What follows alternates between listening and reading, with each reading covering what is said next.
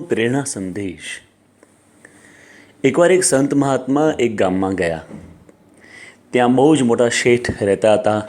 તેમણે પોતાના ઘરે મહાત્માને બોલાવ્યા, જમાડ્યા, દક્ષિણા આપી। મહાત્માએ શેઠ અને શેઠાણીને આશીર્વાદ આપ્યા અને વિદાય લીધી। શેઠ અને શેઠાણીએ કહ્યું કે મહાત્માજી, અમે તમને જમાડ્યા, દક્ષિણા આપી, આપ કંઈક જ્ઞાન તો આપતા જાઓ। એ વખતે સંત મહાત્માએ કહ્યું કે આ 2 ચિઠ્ઠી હું તમને આપતો જઉં છું।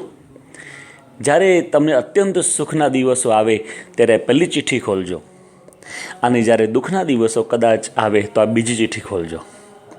મહાત્મા જતા રહ્યા। શેઠના ઘરે થોડા વખત પછી એમના દીકરાના લગ્ન હતા। શેઠે કરોડોનો ખર્ચો કર્યો, આખા ગામને 5-5 દિવસ જમાડ્યા। લગ્ન સારી રીતે સંપન્ન થયા। શેઠ ને શેઠાણી હિંચકા ઉપર ઝૂલતા હતા। શેઠાણી કહ્યું કે this is the climax of happiness, આ તો સુખની પરાકાષ્ઠા કહેવાય, માટે પેલી ચિઠ્ઠી ખોલો।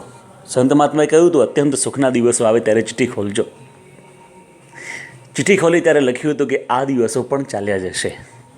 શેઠને શેઠાણી ગભરાયા કે મહાત્મા શું કહેવા માગે છે, પરંતુ બંને જણાએ સમજણ પ્રાપ્ત કરી કે મહાત્માજી એમ કહેવા માંગે છે કે અત્યંત સુખમાં અભિમાની થવું નહીં, ભગવાનને ભૂલવા નહીં। બંને જણા ભગવાનની ભક્તિમાં રત થઈ ગયા। થોડા દિવસો પસાર થયા।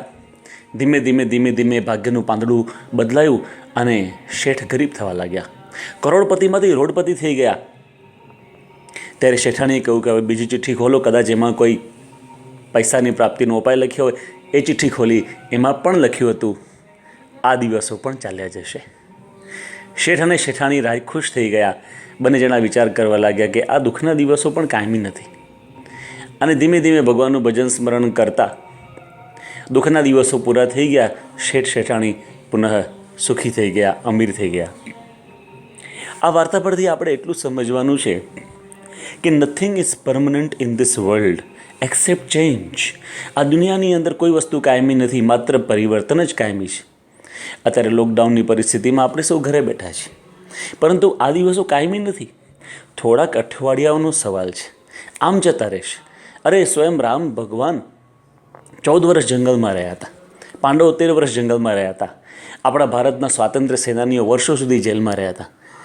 આપણે ક્યાં જંગલમાં કે જેલમાં રહેવાનું છે? આપણે તો માત્ર ઘરે બેઠા બેઠા ફેમિલી સાથે હસતા, રમતા, જમતા અને સદગ્રંથોનું વાંચન કરતા, સારા વિચારોની આપલે કરતાં કરતાં દિવસો પસાર કરવાના છે। માટે આ દિવસો પણ ચાલ્યા જશે। થોડીક ધીરજ રાખીએ, થોડું ધૈર્ય રાખીએ તો ભગવાન આપણને બળ આપશે, અને હસતા રમતા દિવસો પસાર થઈ જશે। કારણ કે સમય સમયને બદલી નાખે છે, સમયને થોડો સમય આપો। સમય સમયને બદલી નાખે છે, સમયને થોડો સમય આપો। Time heals almost everything, late the time pass. થોડોક સમય આપણે જવા દઈએ, થોડીક ધીરજ રાખીએ, થોડાક ધૈર્યવાન બનીએ તો ધીરે ધીરે સુખના દિવસો આવશે જ। અને એટલા માટે જ આ દિવસોની અંદર આ સંદેશ આપણે આપણા હૃદયમાં આત્મસાત કરવાનો છે। We have to be patient, we have to have patience in our lives. આપણે ધૈર્યવાન બનવાનું છે, ધીરજ રાખવાની છે। થોડાક અઠવાડિયાઓ તો આમ પસાર થઈ જશે, સુખના દિવસો આવશે।